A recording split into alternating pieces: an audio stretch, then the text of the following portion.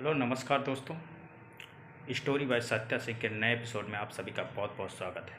आज मैं एक नई कहानी के साथ उपस्थित हूँ। आज की कहानी मेरी जो है बहुत ही ज़बरदस्त है। आप लोगों को सुन के मज़ा आ जाए। ये कहानी बिहार के आरा ज़िले की है। वहाँ पर एक गांव है जिसका नाम है सरिया, जहाँ पर एक फैमिली है जिनका नाम है प्रीतम सिंह। प्रीतम सिंह राजपूत हैं और उनकी शादी को हुए 3 साल हो गया है। उनकी पत्नी का नाम है सुशीला। सुशीला बहुत ही खूबसूरत औरत है और देखने में एक नंबर की लगती है। प्रीतम सिंह और सुशीला बहुत अच्छी ज़िंदगी जीते हैं, क्योंकि प्रीतम सिंह रोड की ठेकेदारी करते हैं गांव में रहकर और अच्छा खासा पैसा कमाते हैं। प्रीतम सिंह का उनकी बीवी बन ठन के रहती है चारों तरफ। देखो तो उसके जलवे, तरह तरह का मेकअप, तरह तरह की शॉपिंग, तरह तरह का हर चीज़ जिसे लोग समझ ही नहीं पाते। प्रीतम सिंह जो है अपनी बीवी की कोई भी बात नहीं टालता है, उसकी हर ख्वाहिश को पूरा करता है।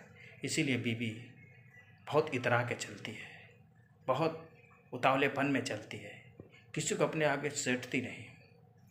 तो होता क्या है,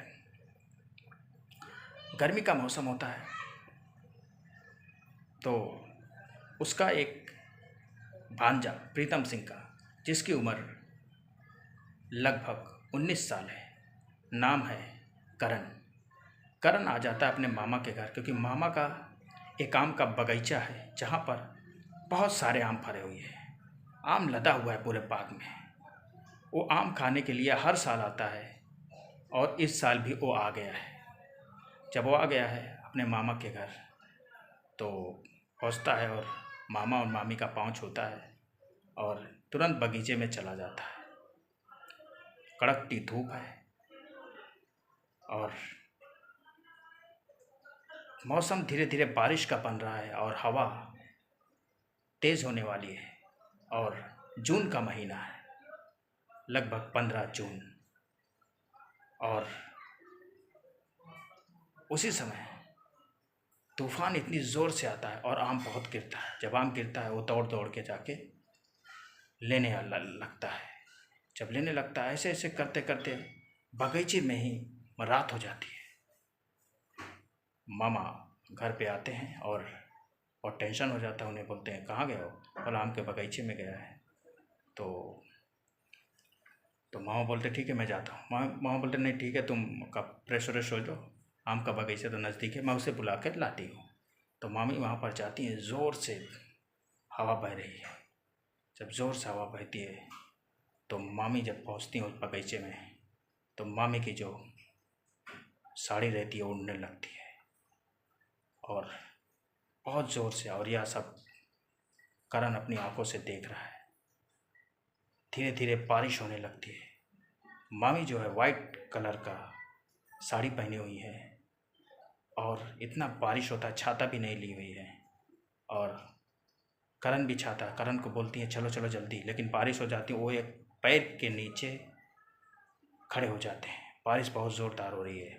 उसके बाद मामी पूरी तरह से भीग रही हैं। अब मैं चारों तरफ देख रहा हूँ, क्योंकि मामी वाइट कलर का पहने हुई हैं और उनका पूरा कटीला बदन पूरा झलक रहा है। यह देख के करण पागल हो जाता है और उसके मन में बहुत सारी उत्सुकताएं जगने लगती है। मगर वो उनकी मामी जो है बोलती हैं करण को क्या देख रहे हो? बोला कुछ नहीं मामी, आप भीग रही यही देख रहा हूँ।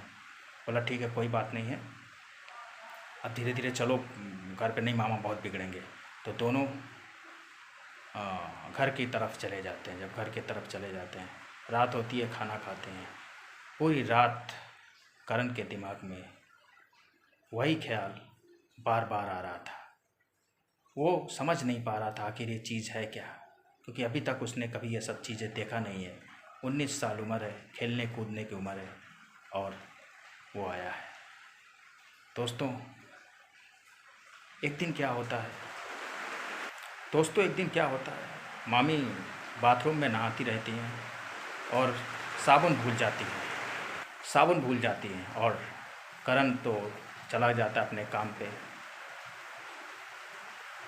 और आवाज़ देती हैं, मगर कोई सुनता नहीं। करण मामा के साथ काम पे जैसे ही जाता है तो आवाज़ लगाते ही सुन जाता है। उसका मामा बोलते हैं तो एक काम कर, मैं जा रहा हूँ, तो थोड़ी देर बाद आ, देख तेरी मामी तुझे आवाज़ दे रही है। हो जाता है, मामी बोलती है बोलो क्या हुआ मामी जी? तो दरवाज़ा बंद है, बाथरूम जिस पे नहानी घर है वहाँ नहा रही है। बोला साबुन दो ना। जैसे ही वो साबुन देने की कोशिश करती हैं और करण का पाँव फिसल जाता है और बाथरूम में चला जाता है। देखता है मामी पूरी तरह ऐसे ही खड़ी हैं, कुछ भी नहीं पहनी हुई है। यह देख के वो शर्मा जाता है और मामी भी हंसने लगती हैं। उसके बाद साबुन दे के वो बाहर निकलता है। अब तो उसकी जो नज़र है वो नीचे ही झुकी रहती है मामी के सामने, क्योंकि मामी को वो इस हाल में देख लिया था कि अभी वो क्या करे। अब उसकी हालत और भी बुरी हो गई है।